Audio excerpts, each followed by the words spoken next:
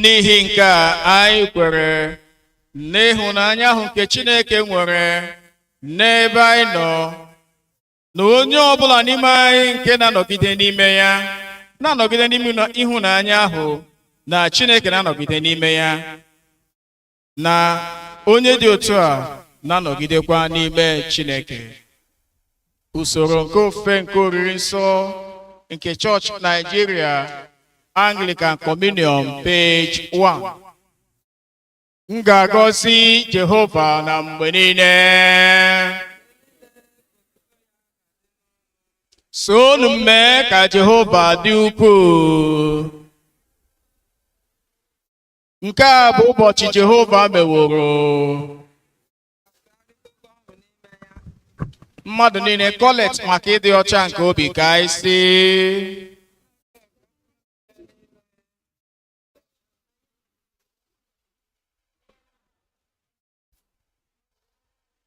Tinye nsọ ọbụla n'anya gị, sachaa echiche nke obi anyị site n'ịkụnye ume nke mmụọ nsọ gị, ka anyị wee hụ gị n'anya nke ọma, wee bulie aha nsọ gị ka o si kwesị, site na Kraịst bụ Onyenwe anyị. Otuto dịrị Chineke mmadụ niile, otuto dịrị Chineke n'ebe kachasị elu.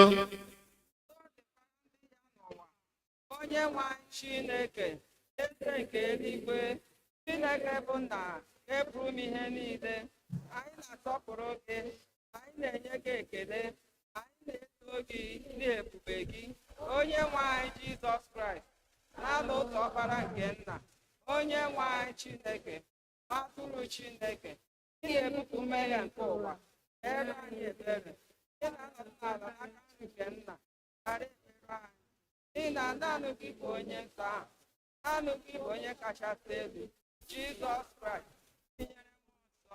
N'otuto nke Chineke bụ Nna. Amen. Page 5.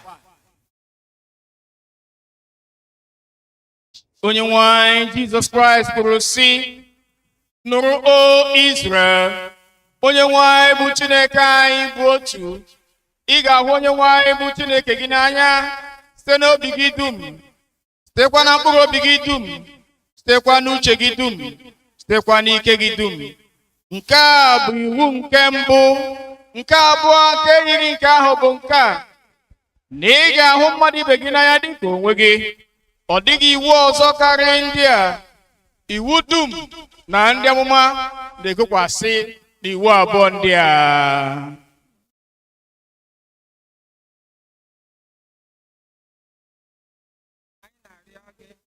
Chineke hụrụ ụwa n'anya rinne, na o nyere naanị otu Ọkpara ya Jizọs Kraịst ka ọ zọpụta anyị na mmehie anyị niile, ka ọgbụgbọ na-ekpechitara ya ọnụ anyị n'eluigwe, ma wetakwa anyị na ndụ ebighị ebi. Nụrụ n'okwu nkasi obi nke nzọpụta anyị Kraịst na-agwa na-echeghị n'ezie sị, bịakwutenụ m, unu niile ndị na-adọgbu onwe unu n'ọlụ, ndị bokwara ibu dị arọ, ma onwe m ga-eme ka unu zuru ike. Nụrụ n'okwu ka St. John kwuru, ọ bụrụ na onye ọbụla emehie, anyị nwere otu onye na-ekpechara ọnụ anyị n'eluigwe ebe Nna anyị nọ. Aha ya bụ Jizọs Kraịst, onye ezi omume, naanị ya bụkwa ihe juru Chineke obi banyere mmehie niile anyị. Ụmụ Chineke, ka anyị were n'obi nchegharị na okwupụta mmehie anyị niile, ka anyị zobisi ike edebe ihe nne Chineke nyere n'iwu, ka anyị na mmadụ niile na-ebikwa n'ịhụnanya na n'udo. Ka anyị kpere Chineke. Ka anyị sonye mmadụ niile na nkwupụta mmehie nke dịrị ọra mmadụ, ka anyị sị: Chineke nke pụrụ ime ihe niile, Nna anyị nke eluigwe, anyị emehiewo megide gị na mmadụ ibe anyị n'ime echiche na okwu na n'omume, site na nledaanya anyị.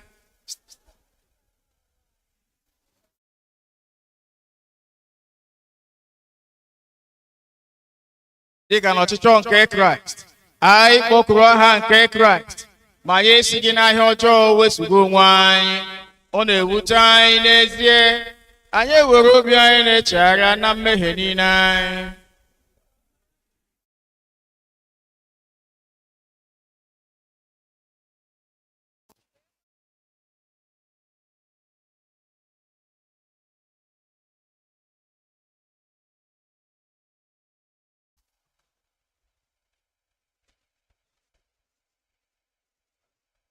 Ka Chineke nke pụrụ ime ihe niile, onye kwere nkwa ịgbaghara niile chegharịrị n'ezie, ya mere anyị ebere, gbaghara mmehie anyị niile, ya nye anyị ike na ume ibi ndụ iyi Chineke, mekwa anyị ndị nketa oke alaeze ya, site na Jizọs Kraịst bụ onye nwe anyị.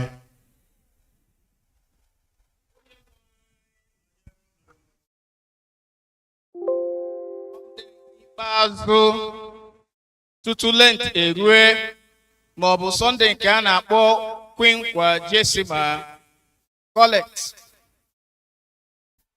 ihe ọgụgụ nke agba ochie, abụ ọma, akwụkwọ ozi na ozi ọma Collect. Onye nwe anyị, onye ziwuru anyị na omume anyị niile abaghị uru, ọ bụrụ na ọ baghị uru ọbụla ma ọ bụrụ na ịhụnanya ga-adịghị ha. Site mmụọ nsọ gị wee wụọ n'ime mkpụrụ obi anyị ezi onyinye ahụ nke kachasị mma, bụ ịhụnanya, nke bụ ezi ihe mmekọ nke udo na nke ezi ọlụ niile, nke ọ ga-abụ ma ọ dịghị ya agụ onye ọbụla dị ndụ na onye nwụrụ anwụ n'iru gị. Kwere nke a n'ihi naanị otu ọkpara gị, Jizọs Kraịst onye nwe anyị. Ka anyị nụrụ ngụpụta ihe ọgụgụ nke agba ochie.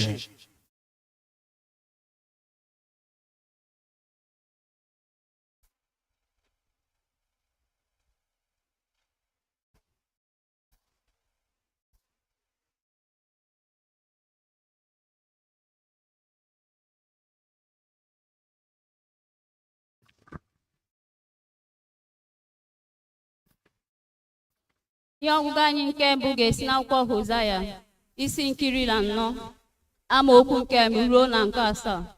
Our first lesson is taken from the book of Hosea, chapter 14, from verse 1 to 7. Israel, laghachikwutenụ Jehova bụ Chineke gị, n'ihi na isuwo ngọngọ site n'ajọ omume gị. Chirinụ okwu n'aka unu, laghachikwute Jehova, sịnụ ya, bupụ ajọ omume niile anyị, nara ezi ihe. Anyị ekweghị ịkwaghachi ebu ibiri ọnụ anyị dịka oke ehi. Asiria agaghị azọpụta anyị, ọ pụghị n'elu ịnyịnya ka anyị ga-anọkwasị. Anyị agaghị esikwa ọrụ aka anyị ọzọ. Chi anyị ka unu bụ, n'ihi na ọ bụ n'ime gị ka nwa mbe na-achọta obi ebere. M ga-agwọ daghachi azụ ha, m ga-ahụ ha n'anya n'afọ ofufu, n'ihi na iwe m esiwo n'arụ ya chigharịa. M ga-adịrị Izrel dịka igirigi, ọ ga-ama ifuru dịka orodu, gbasaa mgbọrọgwụ ya niile dịka Lebanon. Ome ya niile ga-agbasa, ịma mma ya ga-adịkwa ka osisi oliv, isi ọma ọ na-esi ga-adịkwa Lebanon. Ndị bi n'okpuru udo ya ga-alata, mee ka ọka dị ndụ. Ha ga-ama ifuru dịka osisi vaịn, ihe ncheta ya ga-adị ka mmanya vaịn nke Lebanọn. Ka bụ okwu Chineke.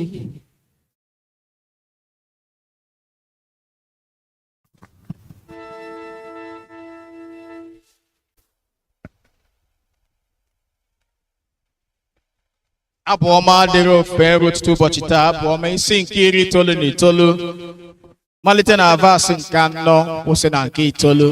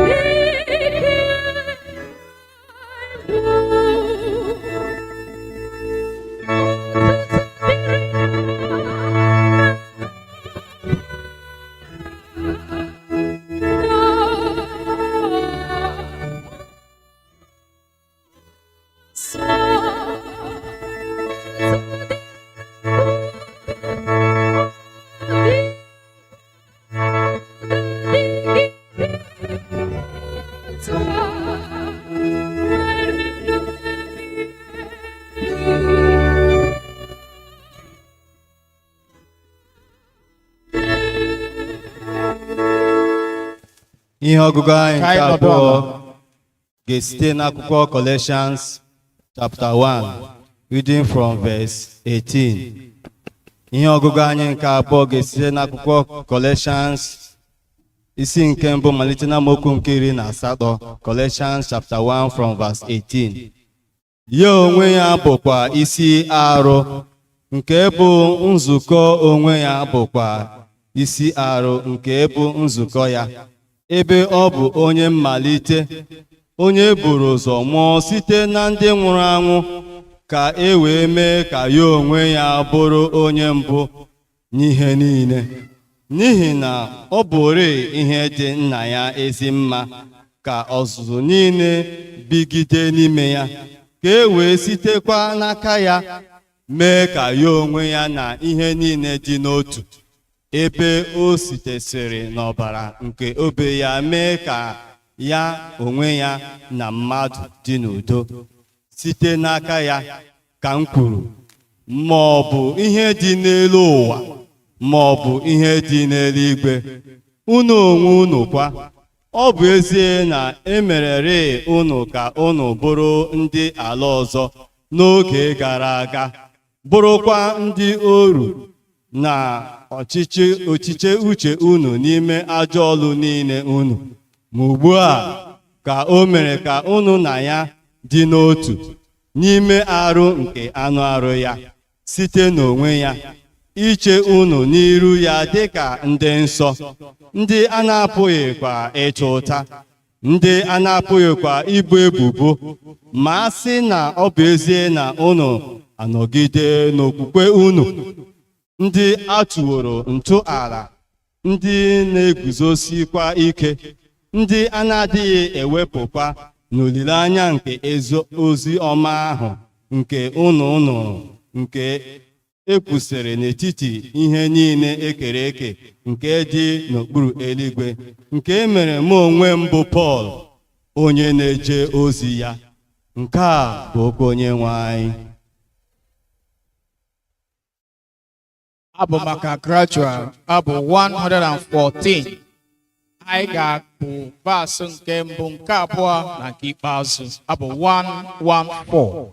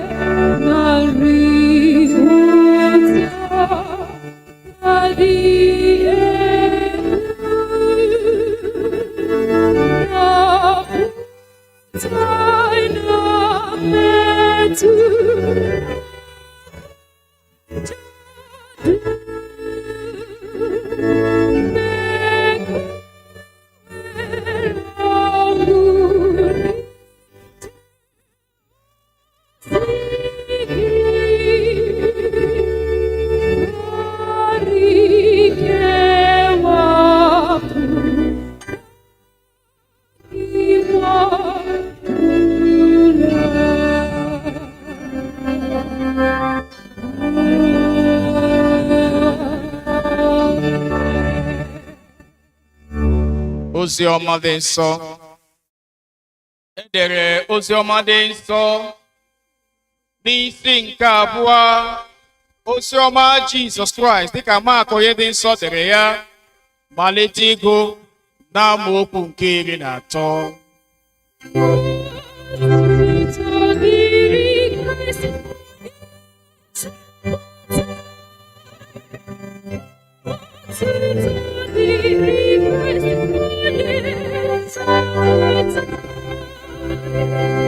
Jizọs wee laghachi ọzọ n'ụsọ osimiri Galili. Igwe mmadụ ahụ niile wee zukọọ n'ebe ọ nọ. O wee malite izi ha ihe. Ma mgbe ọ na-agafe, o hụrụ otu onye ọnụ ụtụ Livai nwa Afiọs ka ọ nọdụrụ n'ụlọ ụtụ na-anakọ ego. Ọ sị ya, "So m." Livai wee bilie so ya. Emesịa, Livai kpọrọ Jizọs oriri n'ụlọ ya. Ma ọtụtụ ndị ọnụ ụtụ na ndị omenjọ na-achụso Jizọs n'azụ. Ụfọdụ n'ime ha soro Jizọs na ndị na-eso ụzọ ya nọdụ na nri. Mgbe ndị ode akwụkwọ na ndị Farisii hụrụ na Jizọs na ndị ọnụ ụtụ na ndị omenjọ nọdụrụ na nri, ha wee jụọ ndị na-eso ụzọ ya sị, "Gịnị mere nna ụlọ ukwu ji emeso ndị ọnụ ụtụ na ndị ndị ọnụ ụtụ na ndị omenjọ ahụ na-eri ihe?" Mgbe Jizọs nụrụ ya, ọ sịrị ha, "Mkpa dibịa adịghị akpa ndị arụ dị ike, kama ndị arụ na-adịghị ike. Abịaghị m ịkpọ ndị kpọrọ onwe ha ndị ezi omume, kama ndị kwetara na ha bụ ndị mmehie." Nke a bụ ozi ọma Kraịst.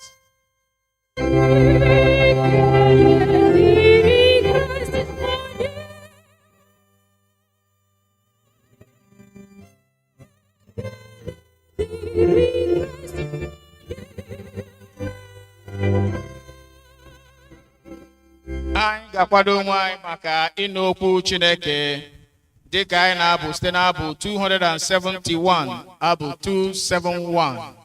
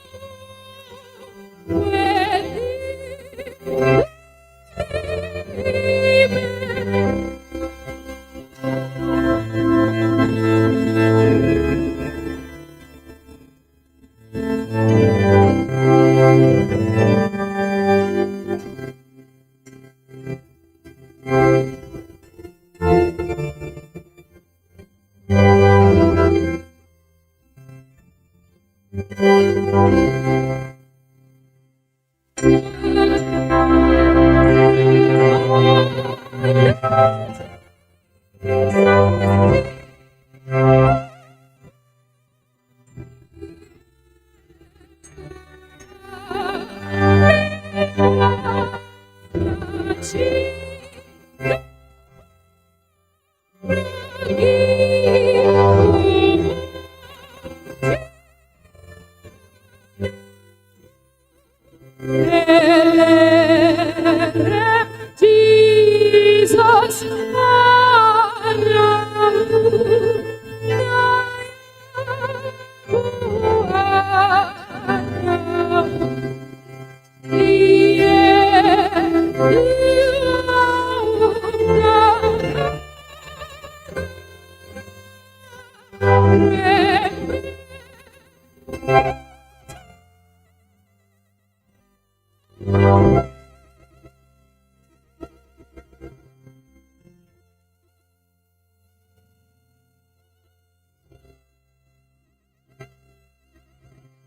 Nna anyị na-asọpụrụ gị n'ihi oge iji agwa anyị okwu ebule ọzọ.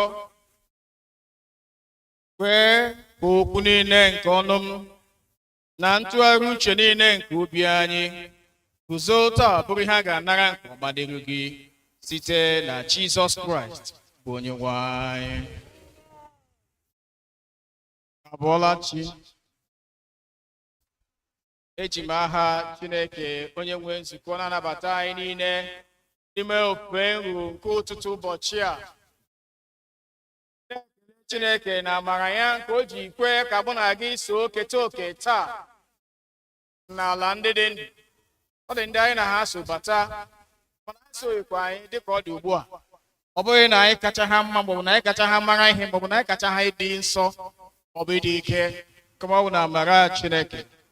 Ya mere anyị ji wee na-agọzi aha nsọ Chineke, na-ekele karịsịa nna anyị n'ime Chineke, the Venerable Prọfesọ A.C. Chukwuocha, onye nyere m ohere iguzo n'etiti anyị taa ime ka anụta okwu Chineke. Ekpere m n'isi ya bụ na Chineke ga-aga n'iru ịdị na-emenwu ọhụụ ije ozi ya na n'otite mmanụ ya kwa ụbọchị n'aha Jizọs. Anyị niile n'otu n'otu ọnwa a ga-ewetara anyị ihe ọma. Ọ ga-eme ka asịgodịrị na ọ nwee ihe na-adịzi ya adịzi n'ime ndụ anyị na n'ezinụlọ anyị ebe anyị na-eje ozi mgbe anyị na-arụ ọrụ. N'ime ọnwa a Chineke anyị ga-echeta anyị ma mee ka ọ dịzie n'aha Jizọs. Hosea chapter 14 verse 1. Ndị Israel, laghachikwutenụ Jehova bụ Chineke unu, n'ihi na mmehie unu emeela ka unu sụọ ngọngọ. Ndị Israel, laghachikwutenụ Jehova bụ Chineke unu, n'ihi na mmehie unu emeela ka unu sụọ ngọngọ.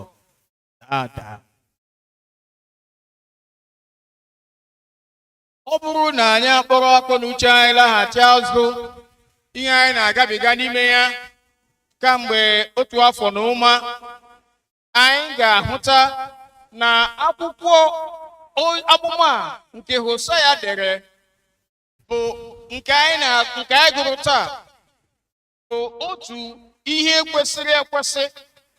Anyị ga-ahụta na nhazi ihe ọgụgụ a abụghị site na ntụziaka maọbụ nghọta nke mmadụ, kama ọ bụ site na ntụziaka na n'odudu nke mmụọ nsọ Chineke. Na mgbe a Hosea nọ na-ebu amụma, ndụ ndị Israel jupụtara n'ikpere arụsị n'ugwu na n'akụkụ dị iche iche. Ndụ ha jupụtara na ngosipụta nke amaghị Chineke. Ndụ ha jupụtara ndụ ndị jụrụla Chineke ha, were ihe ndị ọzọ jibere chi. Ndụ ha jupụtara na nrugbu mmadụ, mmegide na n'ịgbapụta Chineke azụ. Chineke wee kpọọ Hosea okwu ka o were ndụ ya gosi ndị Israel ihe yiri ihe atụ nke emege n'etiti ya na ndị ya bụ Israel. Mgbe ọ gwara Hosea ka o jee lụọ nwaanyị na-akwa iko, o sitere n'ụzọ a wee gosi ndị Israel ihe dị n'agbata ya na ha. ebe uju obi ya niile hụ ha n'anya, ma ha na-agbakọtara ya site na mgbe ruo na mgbe n'ihi ekwesịghị ntụkwasị obi ha, n'ihi na ha ji chi ndị ọzọ ji wee hibe isi, n'ihi na ọtụtụ ndụ ha na-ebi rere ure adịghị egosi otuto Chineke. Onye amụma wee kwupụta sị, ọ bụ ndụ a bụ ihe na-eme ndị Israel ji ha anaghị eto eto, ha tụkọta ha laghachi azụ. O wee na-adọ ha aka na ntị, ọ bụrụ na ha echegharị site n'ụzọ ọjọọ ha, ụzọ ochie ha, mee ihe dị mma ma gbasoo Chineke ha, na ha aghaghị ịnọgide dị ka ndị ohu ụbọchị ndụ ha niile. Otu a ka anyị nọ n'ime obodo a bụ Naịjirịa taa, mgbe ndị mmadụ na-achọzighị na-anụ gbasara okwu Chineke.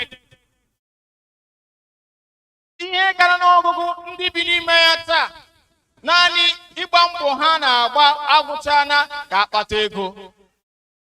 Ọsịcha si bute, ọcha ahụ si bute.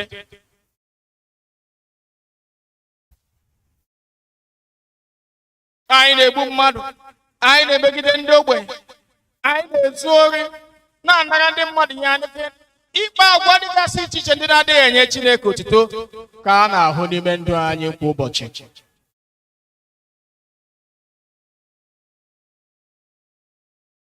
Akwụkwọ Ilu isi nke 14 amaokwu nke 34 wee kwuo sị,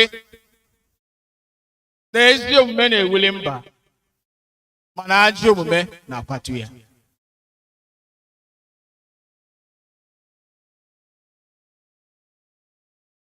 Anyị niile n'otu n'otu, anyị agaghị n'aka n'otu ebe maọbụ ọzọ nke na-ebute ndọghachi obodo anyị n'azụ, nke na-ebute obodo anyị bụ Naịjirịa adịghị eto eto n'ime ihe niile. Taa ịbịa n'ogo praịmarị, ndị ụmụaka gawa elewe entrance exam, onwezi nwa na-eji isi ya ede ihe. A ga-anara ndị nne na ndị nna ego eji akwụ ụgwọ maka expo. Abịazi na hall, ihe ụmụaka ga na-emezi na-eshedi ihe, nọmba 1 C, nọmba 2 B, nọmba 3 A. Ọ gwụla ihe ụmụaka ga na-eme na hall. Ji aka ha gafee na junior WAEC, gafee na senior WAEC. Abịazie n'ọfịs, mgbe onye ha gụchara pụta, ya gwaghịsị nke a ya dị, ya gwaghị ego ole ya kwụrụ ya spendiri iji bịa nga, na ị gaghị na-asa ihe na-asa ya. Ya mere tutu ya enwe ike leba faịlụ gị anya, ị ga-akwụ ya ụgwọ.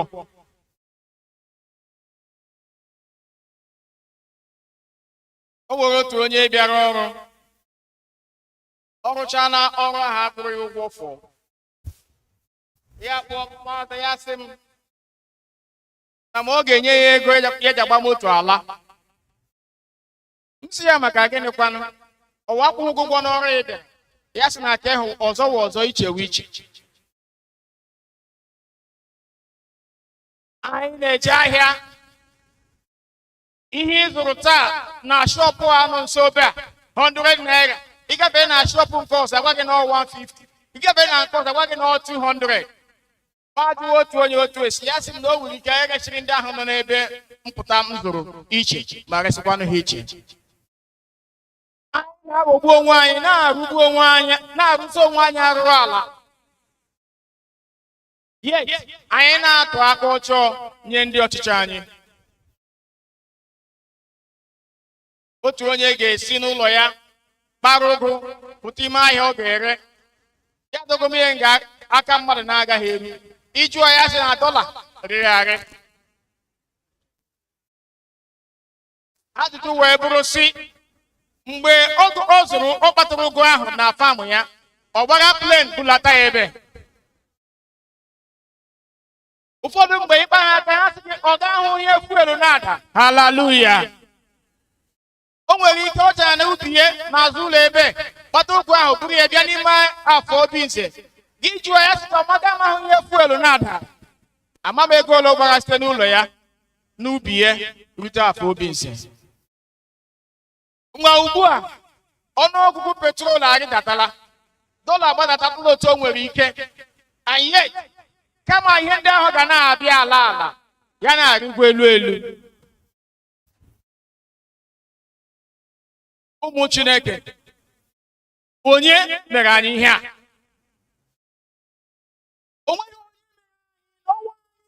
N'ihi mmehie anyị, n'ihi adịghị egwu Chineke, n'ihi enweghị nsọpụrụ Chineke, ka anyị ji wee na-emenwu anyị akaja n'ụzọ dịgasị iche iche. O nwere ndị na-ame campaign, ha sị buy Nigeria, grow Nigeria. I want to tell us, if indeed akwụsị na-eme import some certain things anyị na-erizu na Nigeria, anyị ndị Nigeria anyị ga-eri anụ ahụ onwe anyị. Onye a zute nwanne ya ezughara ya, ya mee ka o zute ka onye ka ọ dịrị ya, nwanne ya ka ọzọ ezughara ya. Otu ihe m gụtara na ihu akwụkwọ otu ụbọchị, otu onye hụrụ ka trọk bụ nri na-agbaje, ya magoro elu trọk ahụ, si n'azụ ebe tebụl magoro, ya tụhụrụ otu akpa rice n'ala, megide nri ha, jee buru akpa rice ahụ. Ọ hụrụ onye moto n'ala, onye taksi, ya kwụsị taksi, si taksi na o buje ya ebu ụlọ ya. Onye taksi ya na ya akpọ ọnụ, ya eburu rice ya dịga na boot. O ruola ebe o chere, ya kwụọ onye taksi ụgwọ ka ọ rituo buru rice, taksi eburu rice ya gbara afọ. So onye taksi moto ya awụghị, moto ọ na-anya awụghị ya nwe ya. So o ruola mgbe ọ ga-emechi ọrụ, ya sị ka ya bụ ụzọ dewe rice ahụ somewhere, bụlaziere enwe moto emezie ya pụta ya eburu rice ya. Mgbe ọ na-apụtala, onye ọ dị mkpa eburala. Ihe a bụ ọnọdụ anyị tiri onwe anyị n'ime Nigeria taa. O nwezighị onye ọbụla nke ihe o nwetara na-eju afọ, maka na ugbo mmadụ taa nweta onye ọzọ aghọgbere gị Chile were. Otu nwanne m gbamụmụ na-asụ asụsụ ya sị na ihe ewu situation of wanti no want, geti no get. Nwanne ha gai na akwụkwọ ọmụmụ ya o dere n'isi nke mbụ amaokwu nke 6, ya sị na anyị na-eri ihe mana afọ anaghị eme gịnị eju anyị. Ihe ọṅụṅụ ye akpịrị na-akpa anyị nkụ. Ya sị anyị tụgharịa uche n'ibi obi anyị. Onweghị ihe ọzọ na-abụghị mmehie na mpụ na arụrụala dịgasị iche iche mee ka o jidere anyị otu a. O nwere ike n'obodo taa atụ mmadụ ahịa, ịzụta ahịa, ihe ahụ n'ahịa ọwụ 1000, atụ mmadụ nye ya 1000, ya latakwa anyị na ya zụrụ ya 1005.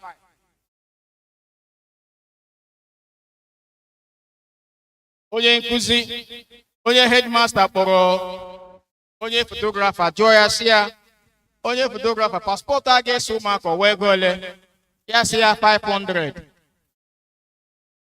Ya sị ya ngwa gwa ụmụaka, onye headmaster agwa ndị nkuzi ya sị ya ngwa na ụmụaka na paspọtụ a ga-esi na ọ ga-awụ 600 naira.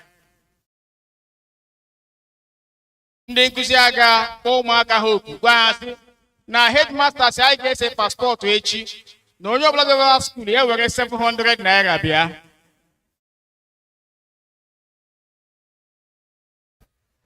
Hallelujah.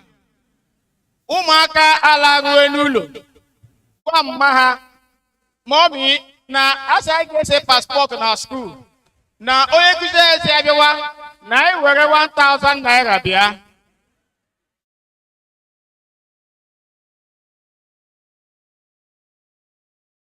Daddy alọtala, agwa daddy si na junior lọtara school, na asị na onye nkuzi ha sị na ha ga-ese paspọtụ echi, na asị ha bịawa school ha were 1500 ji bịa. Ọ na-adị owu ihe na-atọ ọchị, mana ihe onye na-eme n'obodo anyị taa dị ihere.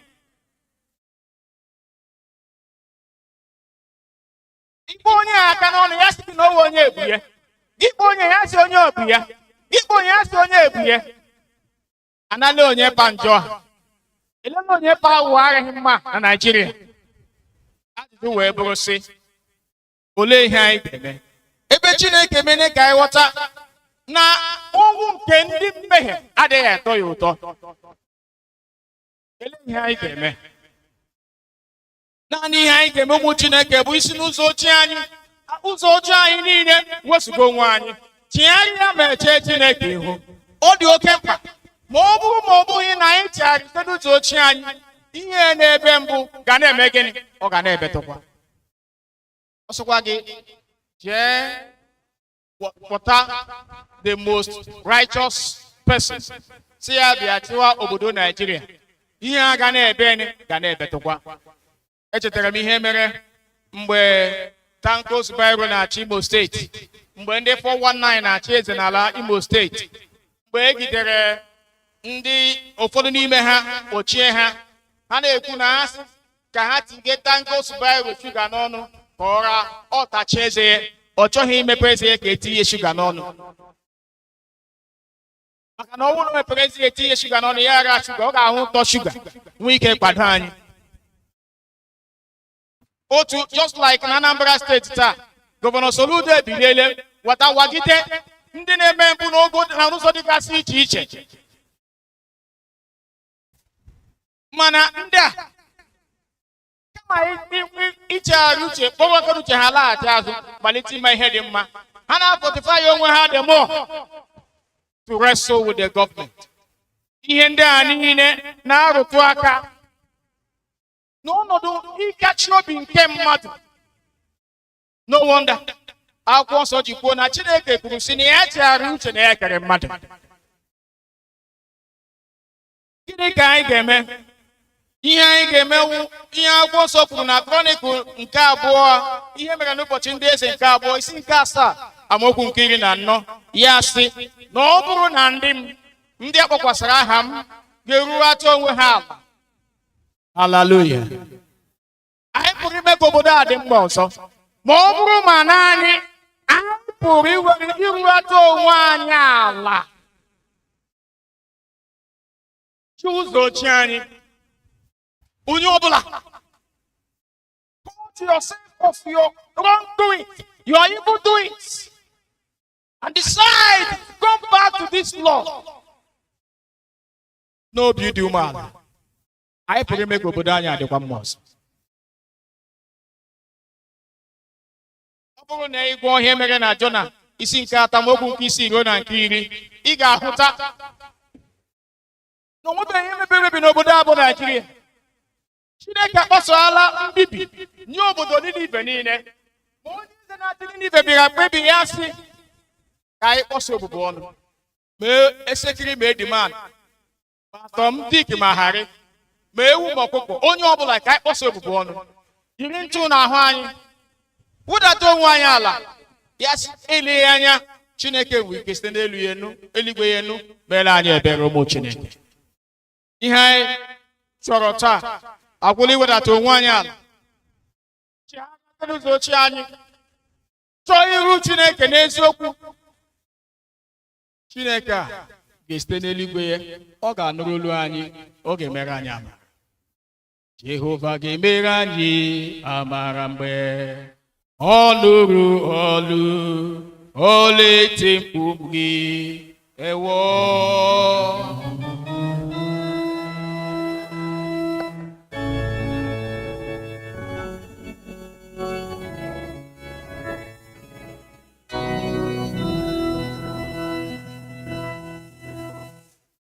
Ọ ga-emere anyị amara naanị mgbe ọ hụrụ nchegharị n'obi anyị, n'olu iti mkpu anyị, ọ ga-esite n'eluigwe nke 3, ọ ga-emere anyị amara. Naijiria agarubeghị oge ọ garuru mgbe Sani Abacha na-achị Naijiria, mgbe Sani Abacha hụtara onwe ya dịka naanị onye kwesịrị ịchị Naijiria n'ogo niile dịgasị iche iche.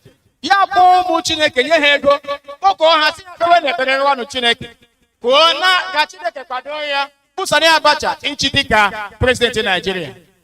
Ụmụ Chineke agbakọ n'akụkụ niile na ebe niile na-ekpe ekpere, anọ n'ekpere. Mgbe anyị na-ewelitere isi anyị, agwa anyị na Sani Abacha emere gịnị? Ọ nwụọna. Chineke ahụ mere ya mgbe ahụ nye anyị n'obodo a, ọ ga-eme ya ọzọ nye anyị n'aha Jizọs.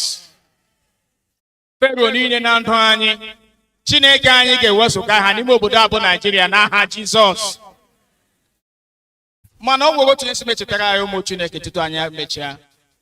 Ịpụta n'ụtụtụ gị na-ekpe elu megide ha, ala megide, elu na ala megide ndị si na ọ ga-aga dịrị anyị na mma.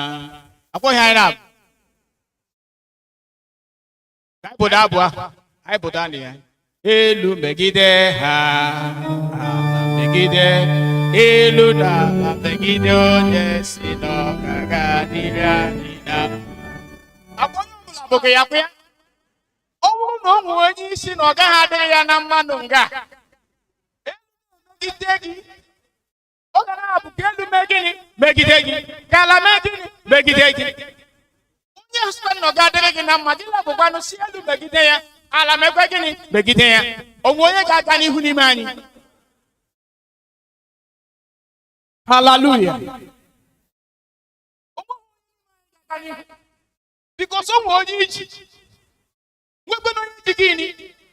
So onye ahụ iji gị jisie ike, onye jikwana gị ejisie gị ike, onye onye ga-ahụ ibe, okwukwe na onye ga-aga n'ihu. So okwu Chineke na-agba anyị okwuta ya sị ka anyị ghara ụzọ ochie niile anyị. Ndị dibịa na-agwọ ọgbụgbụ, ichekwuru ha ebe ha na-agwọ ọgbụgbụ, agba ọgbụgbụ, ha ewere ihe ha ji ete ọgwụ ọgbụgbụ, ha kụta ya na mbara efere ha na-eji esiri ọgwụ ọgbụgbụ ahụ, ha sị kụta ya na ebe ahụ ha chọrọ ịga ọgwụ ahụ, ha sị oji nga oji ya mee gịnị? Oji nga oji ya ha. Ụmụ Chineke, oji nga oji ya mee gịnị? Ya ha. Jehova ga-emere anyị amara mgbe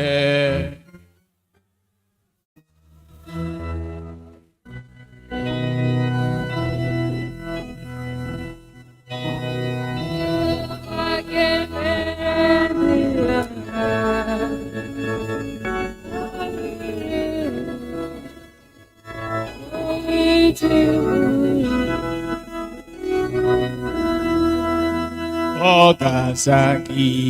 Jehova ga-emere ndị agha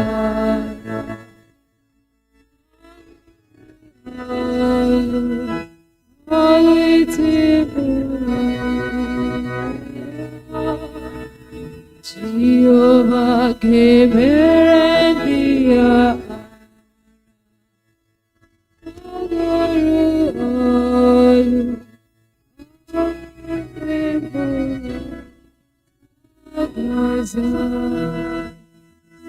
Ka Chineke nke pụrụ ime ihe niile gọzie okwu nsọ nke a, gọzie ori ya nwoke onye jiri gwa anyị okwu, mee ka okwu Chineke mịa mkpụrụ n'ime anyị, nye anyị ihe, nye anyị ndụ ọhụụ n'aha Kraịst bụ onye nwe anyị. Ma nọdụ n'oche. Haleluya. Akwa okwu Chukwu akwa dabara adaba. Mgbe ahụ asụ n'ogoma eli megide ala, ma ejiri ntị m na-ele ma ndị St. Michael's aga abụ ya. So omeniri si chọọchị n'ube ka kemgbe eshinga a arịnụ ihe ụmụnna unu eje pụọ ya ejide unu, ya ejidekwe n'unu. Si oke kanọ na-agbalị ala jide unu, nwanne echikwe bụ ha akwa n'ọzọ. Biko tutu anyị take ya offering, anyị ga-akpọ family Igbokwe, the larger family, to come to the altar for their outing service. Immediately after that, I take your offering and general thanksgiving before we continue with the communion. Apple 184. 184, verse 1 only. The family will come to the altar now.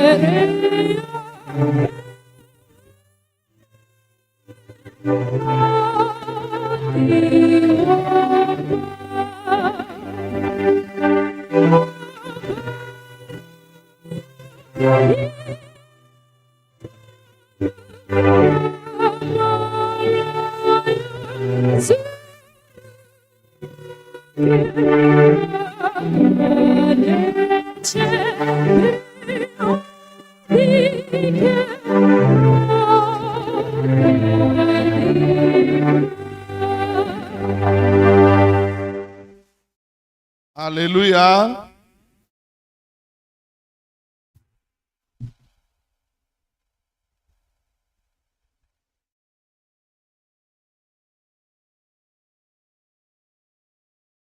Biko ụmụnne m dị nọ na altar iwe ewelu unu. The Okpara family, are they here? Biko gbagharanụ m. Ma mmehie m na-akarị mgbe niile. So we'll just take verse 2. Okpara family will come and join. Handing out in service really quickly for everybody. I will plead ka emetu space for the principal members of that family to find space to the front. Verse 2. Okpara family, please come.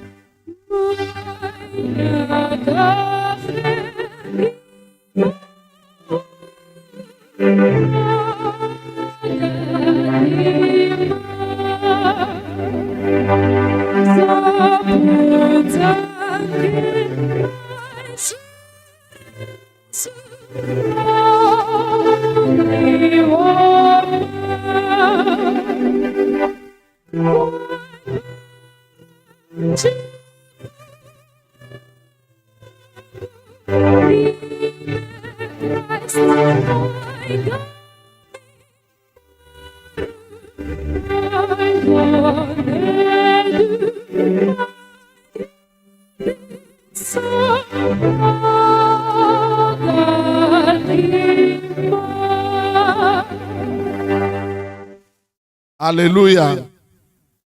Because Ndono, the Okpara family, Ndono, Ndon came to Gruno na Nohomia Thursday, and that young woman, Warambona church, very much.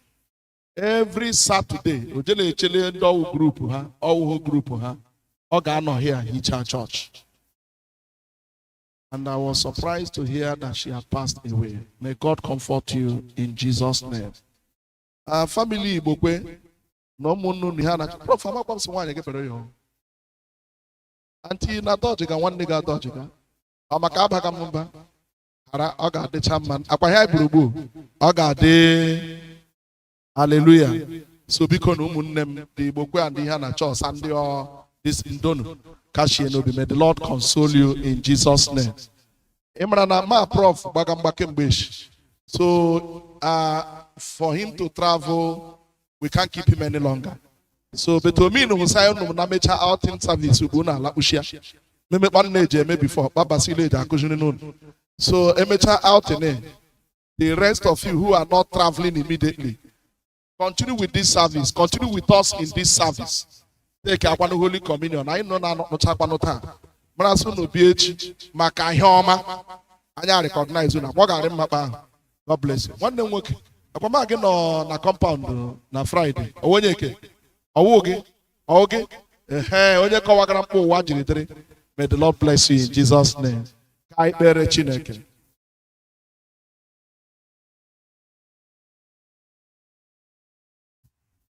Chineke nke pụrụ m ihe niile.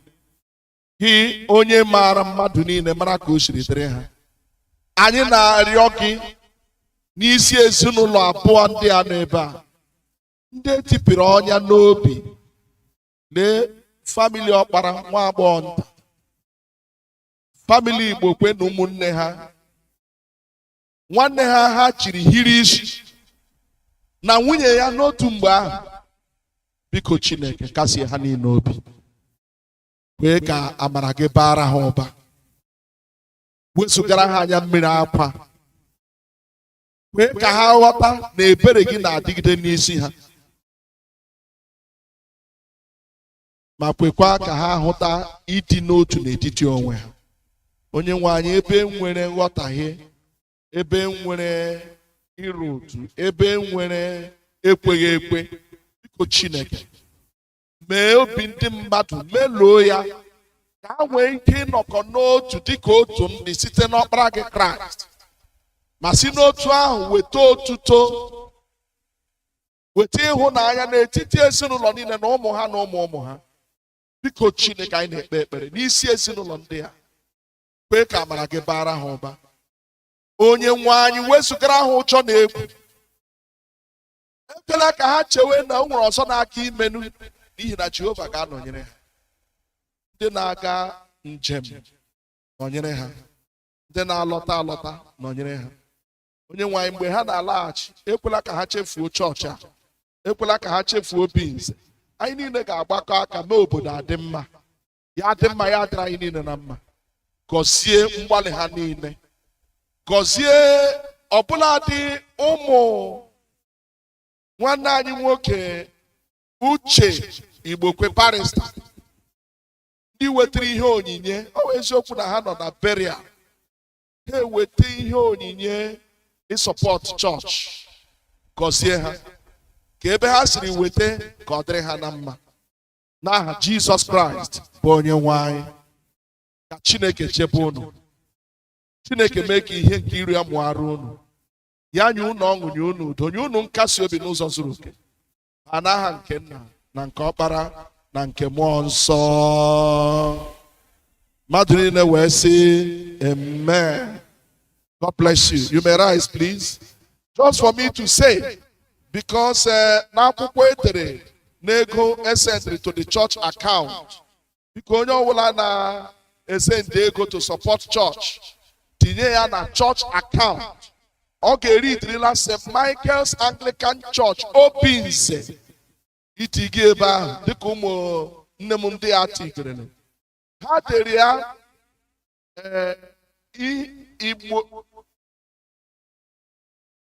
ha dere ya something stroke Igbokwe family, and they sent 750,000 naira to support the church building. May the Lord bless them. Your leadership will work. Prof, do more. So that I na gana achịkọrọ na wee mega asụma bekee prof ejas prophecy mkpọ na kalaba ma kpọ na ore mkpọ na kalaba agịnwe ebe agịnwe obi nsi. So eche eke ime ebe ahụ ga-emekwa akpamejemo ịkwa gị echefule ndị ke gị. That is the truth. Onye nga prof che emana na prof onye niile nọkwa na nga ma nwanne nwoke basịrị unu niile ndị a meji ahụ once in a blue moon. Asịhụ m unu hafụ ebe unu nọ. 7 o'clock service anyị nebere nga ata ihe unu ka ya hụ juru nga awụ ndị bịara abịa. That is ndị awụhụ integers of gịnị Obinze. We still encourage them to make sure, because if they don't support their home church, ya nwụọ obodo ga-agba scatter. May the Lord bless you all. In Jesus' name, amen. God bless you. God bless you.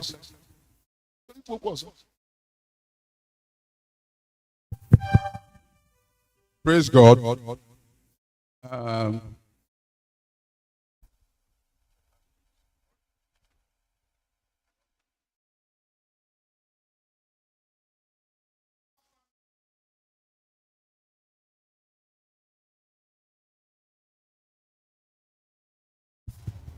Oto dịrị Chineke. Eji m ohere a on behalf of family Igbokwe na-ekele Chineke ebe o ji jụọ anyị enwe ike kwado obere nwanne m nwoke na nwaanyị ya. Ekwensu gbara mbọ, eti ike nke Chineke meriri ike ekwensu.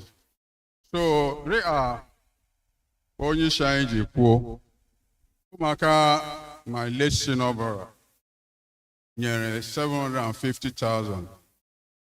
Mụ na ụmụ abụọ nọ here. Anyị ga-eme ya round figure because ejekwu round figure 750,000. I want to believe that all round figure. But ebe ha shall ime ya round figure. More came before the week runs out. My own round figure of 100,000 got on the account.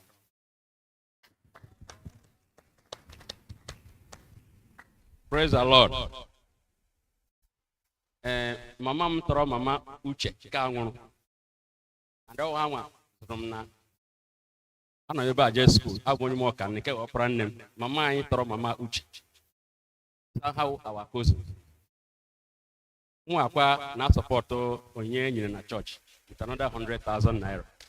Praise the Lord. Uto dịrị Jesu. Uto dịrị Jesu. N'aha Igbokwe family, n'aha Emezuru family, onwe ha ga-eji nye chọọchị izuru ezu n'ihu Chineke. N'ihi na onye ọrụ ga-arụpụ Chineke, Chineke na-arụ ubi ya. Family Igbokwe na family Emezuru, anyị na-arụ ụlọ Chineke, and anyị ga-akọntinu na-arụ ụlọ Chineke. Aga m emezi ego ahụ, aga m etinye 50,000 ka ị ga-azụọ 1 million. Praise the Lord.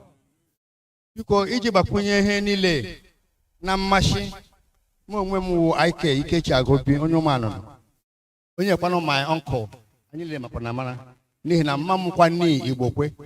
So n'agbanyeghị ihe niile asị m aga m etikwanụ 20,000 n'ihi na anyị nọ n'ụlọ iji gbakwunyekwa ihe ndị niile n'aha Jizọs. No, guys, no, thank you. Please shake my hand. Bro Basil, I want more of you. Who go go no? Let me give example. Ego get a bumper. But you are more important to me than your money. And no mere ole wonderful. Ununa abale kwala wonderful. Ijeru olebe wonderful. Because this is our church. Ewu na kpadu na je kuge otuto diri Yesu na asemes. Arịba kelenu Jehova n'ihi na akwụna ala ihe mere dị ya. Ọbọwụ ya agibidosu. Anọ m nga agibidosu. Otito gbagba gị nwanne m amakwa m. Service ahụ ịmara na mgbe e wetara flyer abịa de eleghị ahụ edere Kano edere gịnị dị wake keep Roman Catholic burial Anglican outing service Roman Catholic menwe mekọ jumam sim na lige onye Catholic stroke Anglican gbagba asị a Jesus ga-asị ya eshi burial because some sara question anyị nwere ka naanị ime burial ahụ so jisie n'ike anya nnụ nwanne Ari mo asi I lege ego burial ahụ ya na n'ime ya. But this is after the burial you decided on your own. May the Lord bless you. Because Juma na ajụjụ anyị na-ajụ. Memere na anyị ekpere anyị na-ekpere unu. Dosime n'obodo nye na aka ka m ghara ịkamacha too much now. Aba na family Igbokwe baa na ka ihe a na-achọ. Dosime n'obodo jiri aha Kraịst, mgbaghara Kraịst, obiọma Kraịst. Meme ka ụmụaka toke hụ na ịdị n'otu so that they can build up and become a great people. May the Lord bless you all. In Jesus' name. Ego niile ekpere ọ ga-esi n'aka Bro Basil abịa. May the Lord bless you in Jesus' name. Thank you very much. Ọkpara family. Kelenu Jehova n'ihi na ọ dị mma.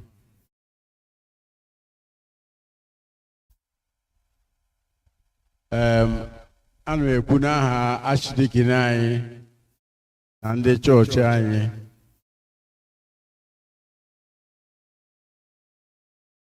Chineke n'obiọma ya n'ịhụnanya ya akpọfula nwanne anyị nwanyị Comfort Ọpara onye nọ n'etiti anyị na-ejekwa n'ozi kwesịrị ntụkwasị obi arịọkwa nna Chineke ka ọ zachaa ezinụlọ ahụ wepụ ihe ọjọọ niile n'ime ya ka o were ihe ọma replace ya n'aha Jizọs.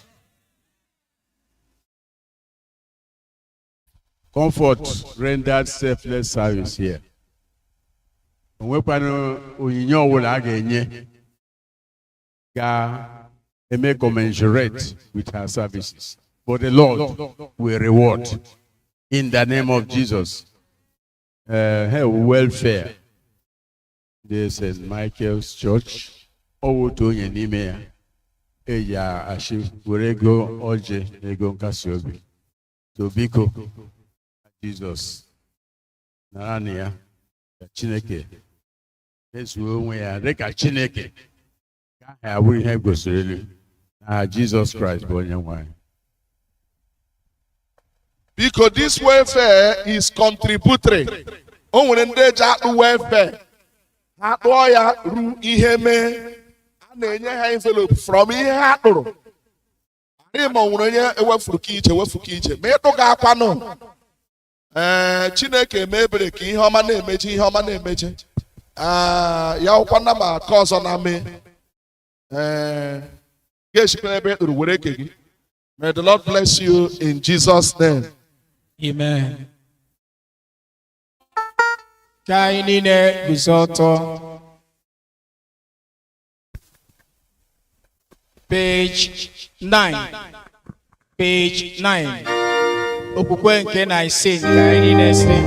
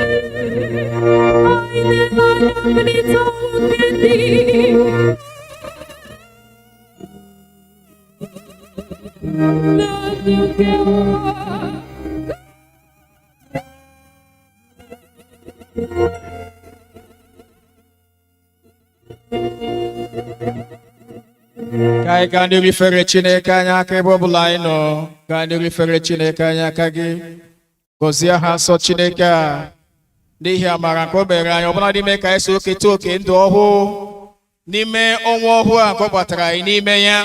Ọ bụ eziokwu na ọ dị ọtụtụ mmadụ ndị soro anyị bata n'ime afọ a, ma ọ bụ anyị na ha so rute n'ebe a n'oge a ka anyị kelee Chineke ekele.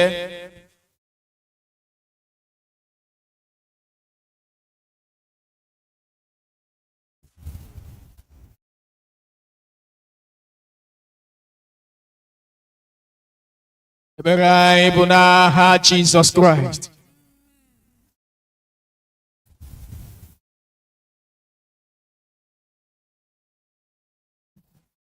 Ka anyị kpee ekpere maka chọọchị Chineke n'ụwa, ka anyị kelee Chineke n'ihi ịdị mma ya.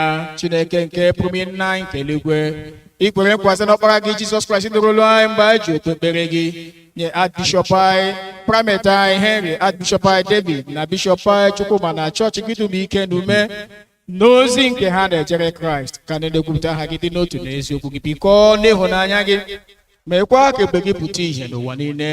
Gọzie duzie ndị niile na-achị anyị, nye ndị niile enye ike ọchịchị amamihe, duzie mba aka na mba niile n'ụzọ ikpe ziri ezi na udo, ka mmadụ wee nyerịta ibe ha nsọpụrụ ma chekwa ọdịmma mmadụ niile. Nye anyị na ezinụlọ anyị na ndị enyi anyị na ndị agbata obi anyị niile ka anyị amara, ka anyị wee fee Kraịst olitere ibe anyị ozi, hụkwa mmadụ ibe anyị na ọbụla dị ka ọ na-ahụ anyị n'anya. Ha sie ha obi, kpọkwa ọrịa ha bụ ndị nọ n'ihe ụfụ nke anara ahụhụ nke uche na nke mmụọ ha, tụmadị ndị ezinụlọ ọpara na ezinụlọ Okoro niile. Nye ha tachi obi na olileanya n'ime nsogbu ha niile, wetakwa ha n'ọṅụ ahụ nke sitere na nzọpụta gị. Nụrụ olu anyị mgbe anyị na-echeta ndị niile nwụrụ n'ime okwukwe nke Kraịst, dịka nkwa gị niile si dị, kenye anyị na ha oke na alaeze ebighị ebi nke gị, ebe anyị na-aṅụrị ọṅụ na nwekọ nke ndị nsọ gị niile. Anyị na-aranye onwe anyị na ndị Kraịst niile n'aka ịhụnanya gị nke na-adịghị agwụ agwụ. Nna nke ebere, nara ekpere anyị ndị a n'ihi ọkpara gị bụ onye nzọpụta anyị Jizọs Kraịst. Amen. Kraịst bụ udo nke anyị. Ụmụ nwoke anyị na Chineke dị n'udo n'otu ọrụ ahụ site n'obe ya. Anyị na-ezukọ n'aha ya na-eketa oke n'udo ya. Udo nke onye nwe anyị dịrị unu mgbe niile. Ka anyị guzo ọtọ ebe ọ bụla ị nọ, fere nwanne gị aka, sị ya na udo nke onye nwe anyị dịrị gị.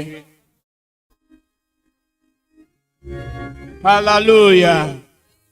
Dịka ndị band ga na-edu anyị na-abụ otu dịgasị iche iche, anyị ga-abịa maka iweta ihe onyinye anyị. Praise the Lord, praise the Lord, let the earth hear his voice. Praise the Lord, let the people rejoice.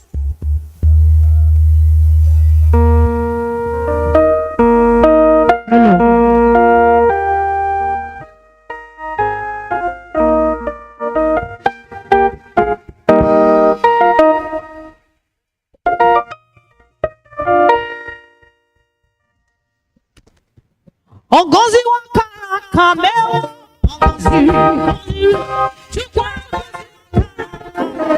Ogozi,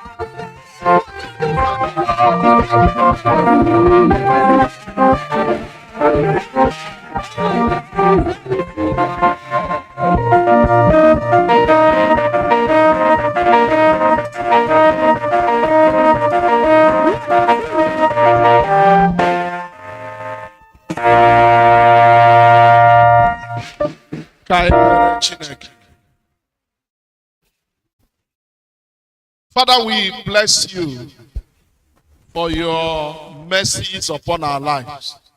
Ụmụ gị wetara ihe onyinye, ịtụrụ gị mma mma, Sunday Thanksgiving, tithes to worship, and see faith. Ndị a nọ na altar ebe a tinyere ihe ha ji kpee ekpere, na-arịọ Chineke ka o cheta ha n'otu ụzọ ma ụzọ nke ọzọ. Gọzie ndị a. Gọzie ụmụ gị niile ndị nyere gị ihe onyinye. Gọzie obi eji n'ihe onyinye ndị a ka aha nsọ gị bụrụ ihe buliri elu. N'aha Jesus Christ bụ onye nwe anyị. God bless you. God bless you. Ndewo no. Hallelujah. As we continue, ọ dị mkpa na the building committee of this church, WAS committee, will meet with PCC, old and the new. Ma agbasa chọọchị ugbu a. Ka m gwa unu ka o siri dị. Chineke mege ihe ọma na St. Michael's. Ihe chere anyị n'ihu na ka m kọwara unu ya. Ndị PCC bịazi otu ha kara eme ya. Ndị Sachipụ eze tinyere na-arụ ihe roof trusses, those metal works a ga-eji rụọ the new church building. Si na ha adịla ready ịpagowe ihe ndị ahụ n'elu. Eche m ọ gara atọ anyị ụtọ kụọ n'aka na ha adịla ready. Ọwọkwa ihe 5 million. Now, but ebe a na ka anyị diri amara Chineke. Because agbasara first service ha chọrọ mba n'ime ebe a. Bịa gwa m ihe m nụga kemgbe kekekekeke ka asọ orumo gwasịa m ya na n'eze warawa. Na bido echi, for those roof trusses to go up, na ị ga-ekpufu roof chọọchị. Kpufu ya complete. Lekwa akụkọ ha kụ. Unu amara ya wee kpufu ya. Unu wadagakwa ya aka.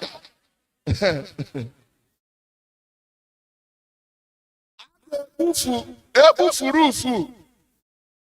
Anapagome si nga na-apago ihe rufu ke nọ n'elu. Ọwụ na-arụcha ya, a ga-ekpuchi aka ọzọ. Akwa ga-ekpuchi ọzọ. Eleghị obi ọwụ eti ike ka elu ahụ. Ke afọ wọlụ rufu n'elu ọ ga nguzoro. Okay.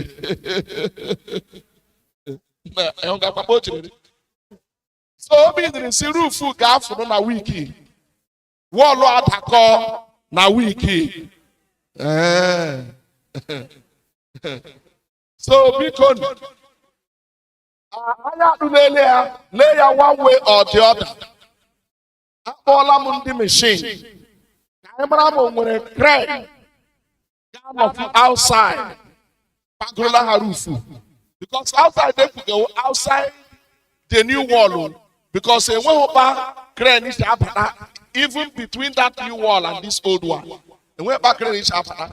So the crane has to stay outside. There she's outside. Na apago ya. Otu onye m kpọrọ n'ụtụtụ a na-eme ihe machines. Ọ sị crane ike ya nwụna. Na a ga-esi Port Harcourt ma anyị chọọ crane. Crane ahụ ga-arụ ọrụ here for 1 week, ya 6 days. Each day, ọ nọrọ nga 600,000.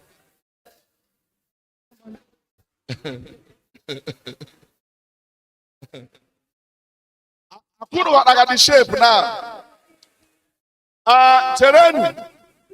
Cherenu, onwe ihe rara Chineke ahụ n'omume. Mgbe ahụ onye nga Chukwu mokra afọ ọgbaghị afọ nga ma na-eli ya na-aṅụ si nwa nwaanyị gbagaghị Chukwu ma nwere ihe ochi.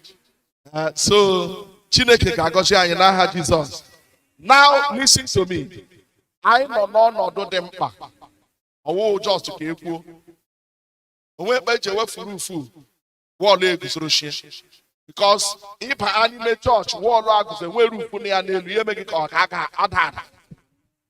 A na-akwaturu wọọlụ a o mean na electricals eji ekpeke chọọchị a ga-anọrịrị na wọọlụ ndị ke the new building. That is the electricals must be installed.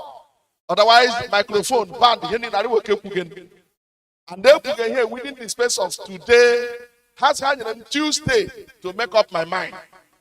What will I do? Tuesday. It's roof I got for me. Chat.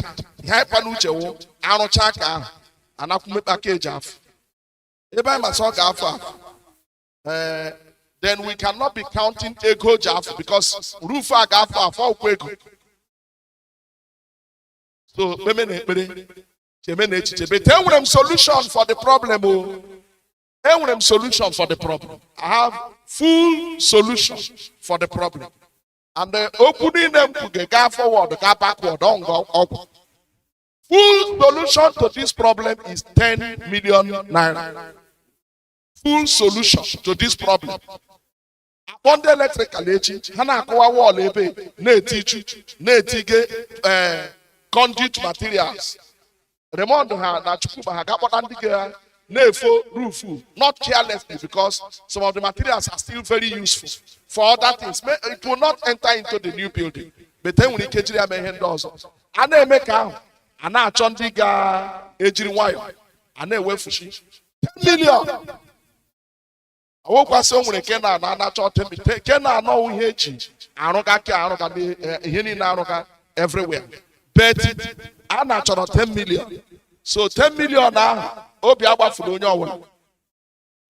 Especially Chineke, where she will cook. In fact, I'm not Google Aquagun. The prophet in the Ghana, in the KJ, in 3 months, again with there. You with the 500,000 in 3 months, again with 5 million. How so from Google? I get one more. I got him. Oh, look what I'm then on Google side. Shishi. More than the prophet Ghana. Now, 500,000 in 3 months, again with 5 million. Unu ni neka mwecheko. Unu ni neka mwecheko.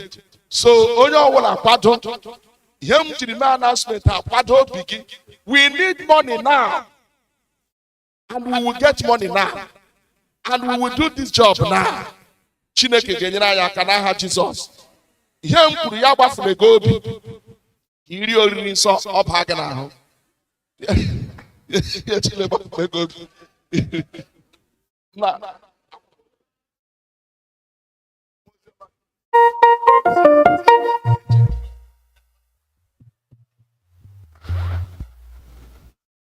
Hallelujah. I ga na-aga n'ihu n'ofere anyị page 21. Page 21 ka anyị niile guzoro ọtọ page 21.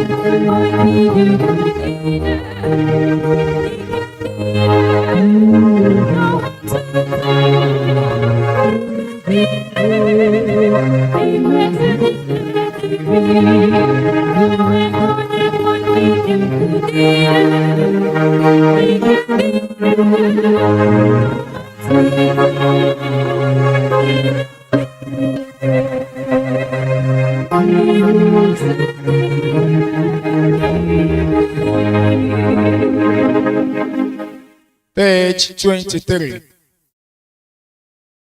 Onye nwe anyị nọnyere unu, bulite n'obi unu,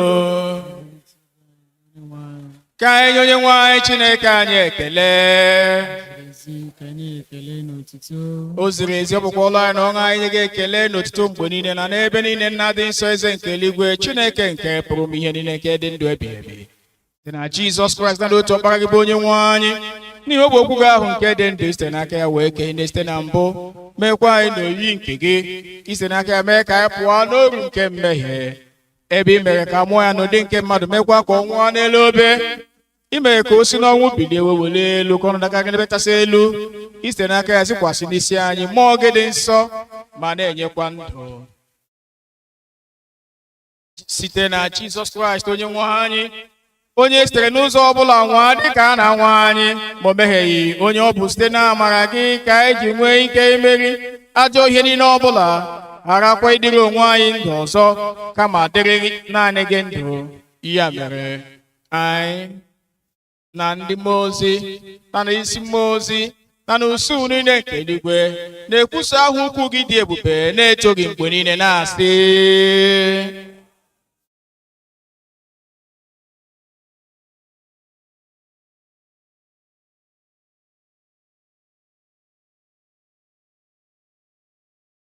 onye a gọziri agọzi ka onye ahụ bụ nke na-abịa n'aha onye nwe anyị. Ka anyị kpere Chineke nara otuto anyị nna anyị nke eluigwe site n'ọkpara gị Jizọs Kraịst bụ onye nzọpụta anyị ka mgbe anyị na-esi jukwu ndebere ihe o nyere n'iwu kwee ka site n'ike nke mmụọ nsọ gị ka ihe onyinye achịcha ndị a na iko ndị a n'ọbara ya n'ezie onye na-aracha n'otu abalị ahụ nke e nyere arara ya n'aka ndị iro ya uwe nye gị ekele. Nyawa ya nye ndị na-esuzo ya sị, daranụ, rikwanụ, nke a bụ arụ nke a na-enye n'ihi unu na-emenụ nke a ka unu wee na-echeta m. Mgbe ha resịrị nri anyị asị, ọ narakwa iko n'otu aka ọsọ unu na-enwe n'ime nke a bụ ọbara m nke ọgba ndụ ọnwụ nke na-awụsị n'ihi na n'ihi otu mmadụ n'ihi mgbaghara mmehie. Na-emenụ nke a mgbe ọbụla unu ga-aṅụ ya ka unu wee na-echeta m. Ya mere anyị na-ekwusa ihe omimi nke okwukwe.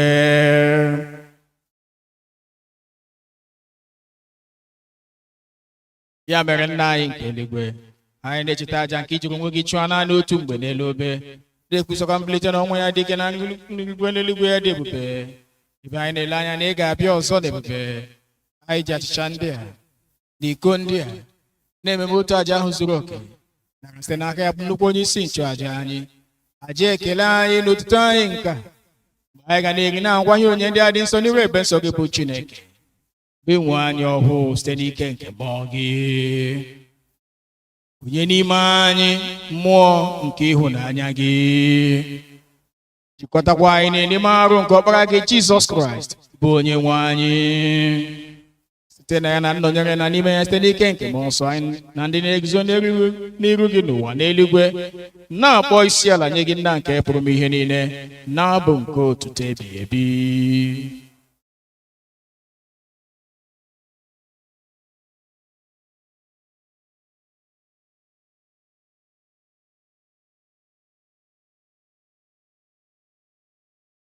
Page 31.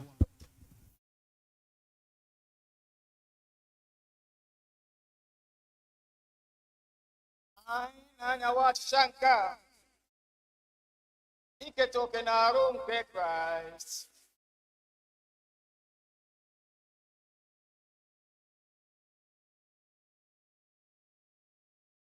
Nwa atụrụ Chineke, ị na-ebupụ mmehie nke ụwa. Nwa atụrụ Chineke, ị na-ebupụ mmehie nke ụwa. Nwa atụrụ Chineke, ị na-ebupụ mmehie nke ụwa. Ekpere nke obi dị umeala ka anyị na-esi page 32. Anyị azọbanyeghị ụkwụ.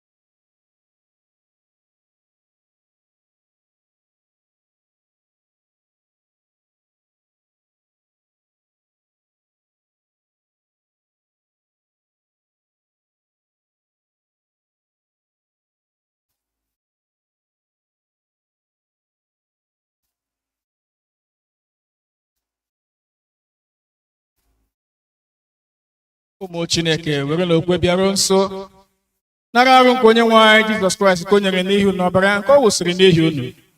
Rienụ, ṅụkwanụ, n'ichetanụ na ọ nwụrụ n'ihi unu.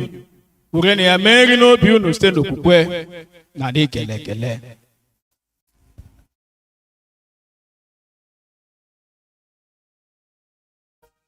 Abụ 117.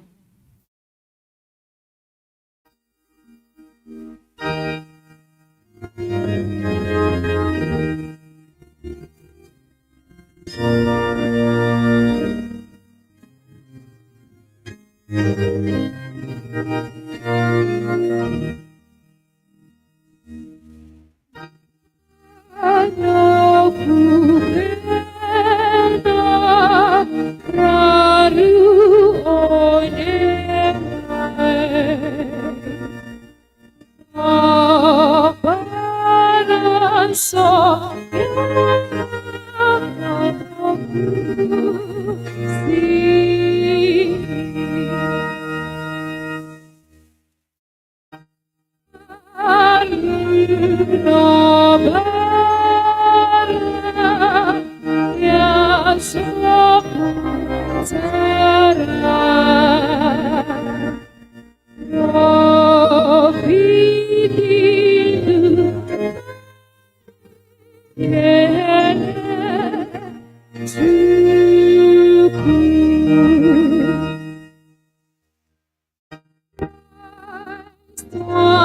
Chineke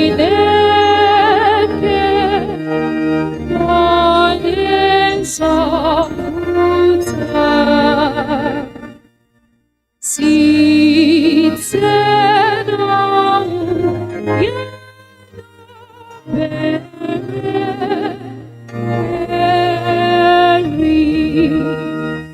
ya ofe nro a bụ ka mmadụ niile bịara ofe nro a mana oriri nsọ bụ naanị maka ndị Anglican ndị tozuru etozu ịnata oriri.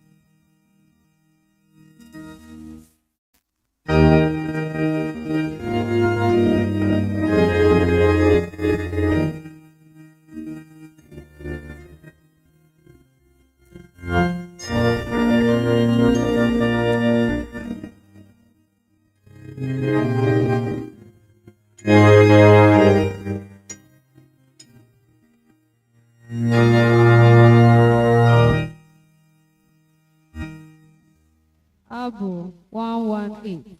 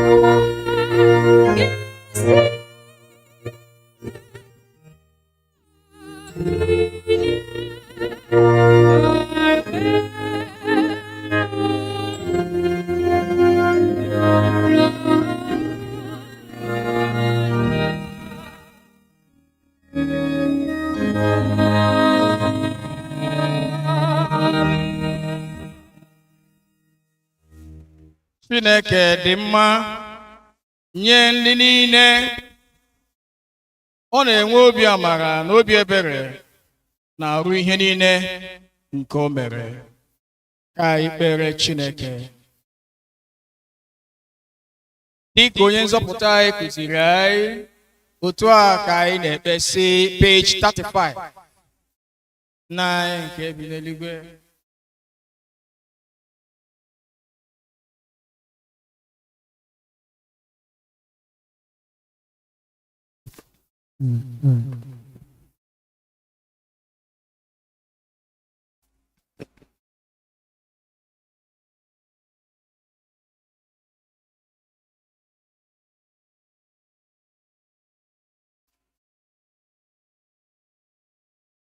Page 36, mmadụ niile.